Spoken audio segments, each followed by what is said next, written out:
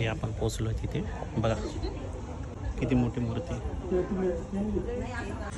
तुमची वहिनी गेली माहेरला, त्यामुळे मग आज एकट्यालाच जायला लागतं. बघूया जमते का आज. नमस्कार मित्रांनो, मी आहे गुरु आणि करूया व्हिडिओला सुरू. तर आज आपण जाणार आहोत उल्हासनगरच्या शिव विश्वशांती धाममध्ये. इथे येण्यासाठी तुम्हाला विठ्ठलवाडी स्टेशनपासून वॉकिंग डिस्टन्स आहे. 10-15 मिनटात तुम्ही इथे पोहोचून जाता. उल्हासनगरवरून पण हे जवळ आहे. इथे आल्यानंतर वरती गेल्यानंतर खूपच सुंदर अशी महादेवांची मूर्ती आहे जी बघण्यासारखी आहे. त्याच्यानंतर आपल्याला विष्णुदेवांचं दर्शन घडतं. विष्णुदेवाच्या दर्शनानंतर आपण खाली जातो आणि इथे मेन बघण्यासारखं आहे ते म्हणजे की हे मॅनमेड गुफा. खूपच सुंदर अशी गुफा इथे बनवण्यात आलेली आहे आणि या गुफेमध्ये आपल्याला ऑलमोस्ट सगळ्या देवी देवतांचं दर्शन जे आहे ते इथे मिळतं.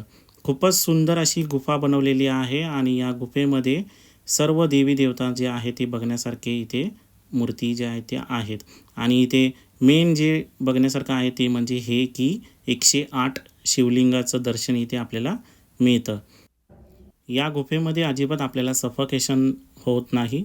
खूपच सुंदर अशी गुफा बनवलेली आहे आणि विश्वासच बसत नाही की ही गुफा मॅनमेड आहे.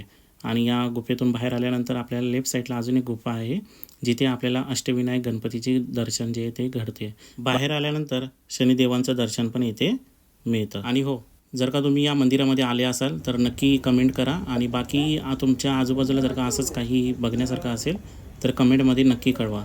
भेटूया पुढच्या व्लॉगमध्ये.